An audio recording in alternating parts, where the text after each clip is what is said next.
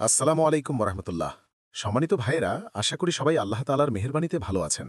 বাংলাদেশ সরকার passport আবেদন প্রক্রিয়া সহজ করতে আবেদনকারীদের জন্য বেশ কিছু গুরুত্বপূর্ণ নির্দেশনা জারি করেছে। আজ আমরা এই বিষয়ে বিস্তারিত আলোচনা করব ইনশাআল্লাহ।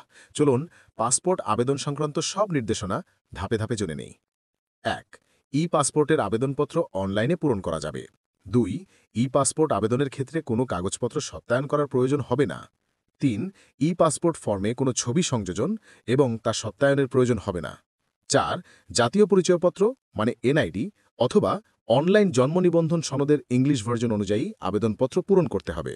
৫ অপ্রাপ্তবয়স্ক বা ১৮ বছরের কম বয়সের আবেদনকারী যার জাতীয় পরিচয়পত্রে নাই, তার পিতা অথবা মাতার জাতীয় পরিচয়পত্র নম্বর অবশ্যই উল্লেখ করতে হবে।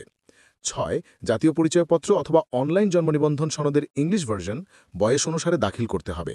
যেমন বয়স ১৮ বছরের কম হলে অনলাইন জন্ম নিবন্ধন সনদের ইংলিশ ভার্জন দাখিল করতে হবে।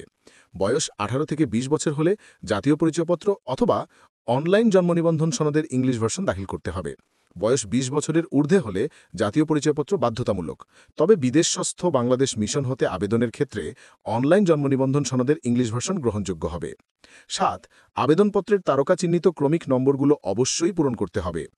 ৮ দত্তক বা অভিভাবকত্ব গ্রহণের ক্ষেত্রে পাসপোর্টের আবেদনের সাথে সুরক্ষা সেবা বিভাগ, স্বরাষ্ট্র মন্ত্রণালয় হতে জারিকৃত আদেশ দাখিল করতে হবে।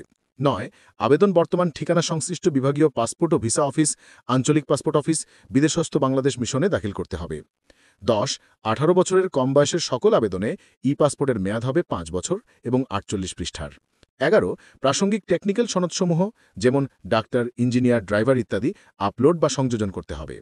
১২ প্রযোজ্য ক্ষেত্রে প্রাসঙ্গিক জিও বা এনওসি, প্রত্যয়নপত্র, অবসরোত্তর ছুটির আদেশ বা পিআরএল অর্ডার আপলোড বা সংযোজন করতে হবে, যা ইস্যুকারী কর্তৃপক্ষের নিজ নিজ ওয়েবসাইটে আপলোড থাকতে হবে।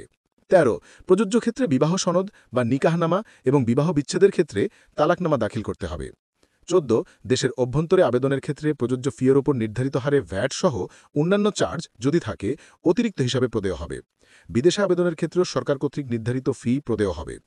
১৫ কূটনৈতিক পাসপোর্টের জন্য পররাষ্ট্র মন্ত্রণালয়ের কনসালার ও ওয়েলফেয়ার উইং অথবা ইমিগ্রেশন ও পাসপোর্ট অধিদপ্তরের প্রধান কার্যালয় বরাবর আবেদনপত্র দাখিল করতে হবে। ১৬ বৈদেশিক মিশন হতে নতুন পাসপোর্টের জন্য আবেদন করা হলে স্থায়ী ঠিকানার কলামে বাংলাদেশের যোগাযোগের ঠিকানা উল্লেখ করতে হবে। ১৭ অতি জরুরি পাসপোর্টের আবেদনের ক্ষেত্রে নিজ উদ্যোগে পুলিশ ক্লিয়ারেন্স সনদ সংগ্রহপূর্বক আবশ্যকভাবে আবেদনের সাথে দাখিল করতে হবে।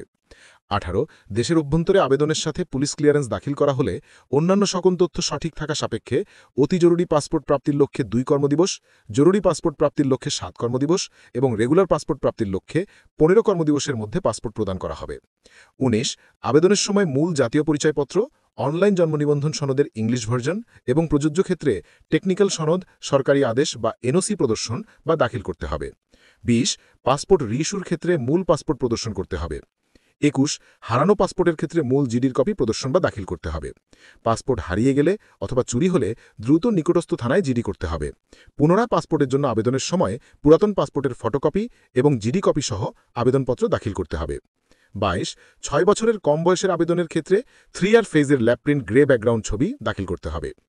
আশা করি এই তথ্যগুলো আপনাদের পাসপোর্ট আবেদনের সহায়ক হবে। প্রিয় ভাইরা, আর কোনো কিছু জানার থাকলে আমাদেরকে কমেন্টে জানাবেন, ইনশাআল্লাহ উত্তর দেওয়ার চেষ্টা করব। চ্যানেলটি সাবস্ক্রাইব এবং ভিডিওটি শেয়ার করে দিবেন। ইনশাআল্লাহ নতুন কোনো তথ্য সমৃদ্ধ ভিডিও নিয়ে আবারও আপনাদের সামনে হাজির হব। আল্লাহ আপনাদের সার্বিকভাবে ভালো রাখুন। আসসালামু আলাইকুম ওয়া রাহমাতুল্লাহ।